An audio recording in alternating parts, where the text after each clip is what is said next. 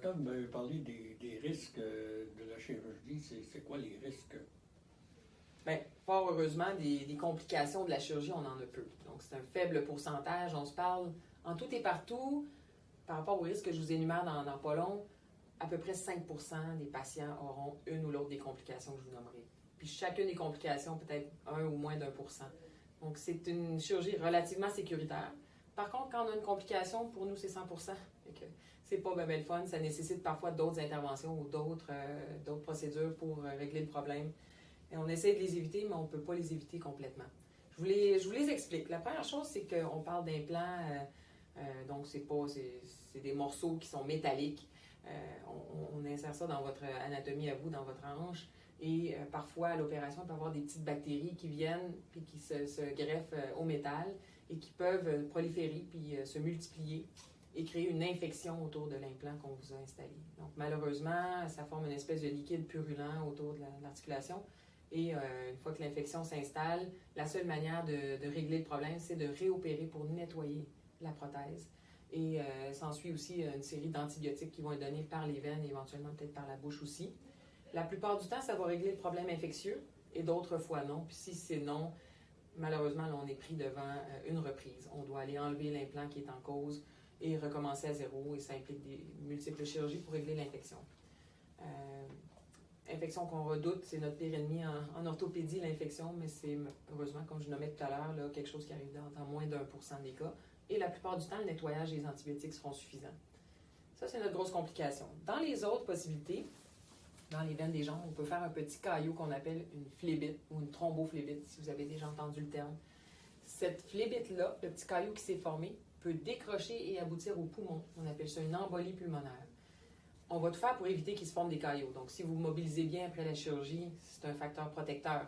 De plus, on va vous donner un anticoagulant que vous allez prendre par la bouche pendant 35 jours, qui est la période un petit peu plus à risque de former des caillots. Et c'est de cette façon-là qu'on réduit beaucoup les risques. Ils ne sont jamais zéro, mais on les réduit beaucoup.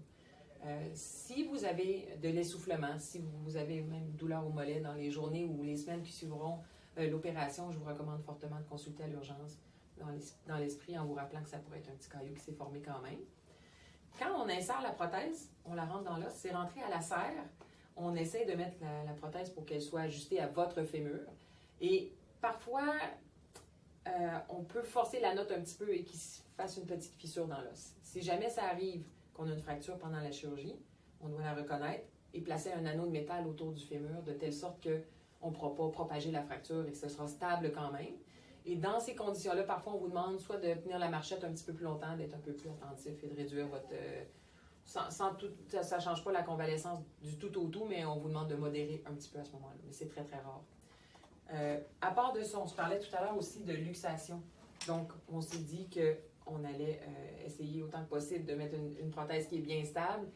Mais de temps en temps, on a des patients qui tombent mal et qui finalement, la prothèse sort. On parle d'1% aussi.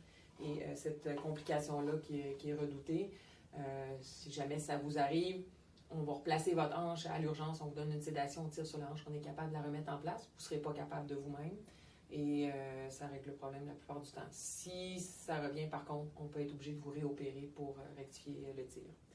Je parlais aussi de fracture un petit peu tout à l'heure. Quand on rentre la prothèse dans l'os, on peut la mettre un petit peu plus creuse ou un peu moins creuse. Donc, on peut ajuster la profondeur. Et si on la met un peu moins creuse, ça rallonge votre jambe. On peut finir après l'opération avec une jambe un petit peu rallongée, légèrement différente du côté opposé. Et si jamais ça arrive, la seule manière de pallier à ça, c'est d'avoir une petite talonnette dans la chaussure opposée.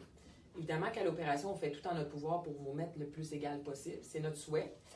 Quand on rallonge un petit peu la jambe, on le fait souvent de manière consciente parce que si c'est trop creux, les tissus mous sont moins tendus et on a plus de luxation. Par contre, si on met de la bonne tension sur les tissus mous, on réduit notre risque de luxation. Donc, si on a le choix à l'opération entre une hanche qui est un peu moins stable versus une hanche un petit peu plus rallongée mais stable, on va choisir de la mettre très stable pour vous éviter le problème de luxation. Donc, l'inégalité de longueur après la chirurgie peut survenir, mais dans de rares cas toutefois. Après ça, le saignement. On sait qu'à l'opération, ça saigne un petit peu.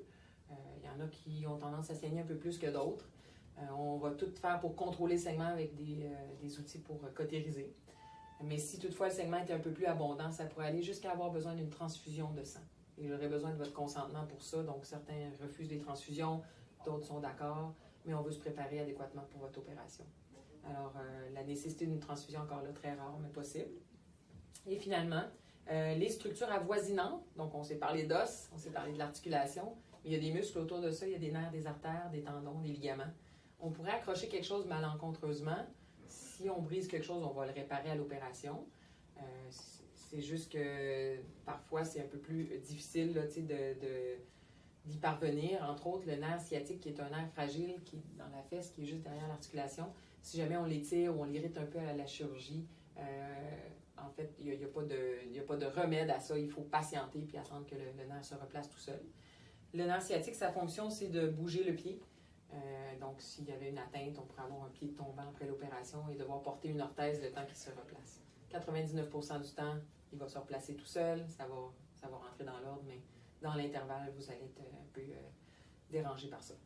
Alors, c'est les éléments négatifs là, avec lesquels on jongle pour cette opération-là, mais la plupart du temps, on s'évite toutes ces complications-là. Je ne sais pas si vous avez des questions, M. Paul. Non, il y a plusieurs risques, mais comme vous dites, 1%, 2%, j'espère que je vais tomber éventuellement dans le 98-99%. Puis on se rappelle, pour tous ceux qui s'évitent une chirurgie, on a des patients extrêmement satisfaits. Puis c'est une chirurgie qui change la vie pour le mieux. En fait,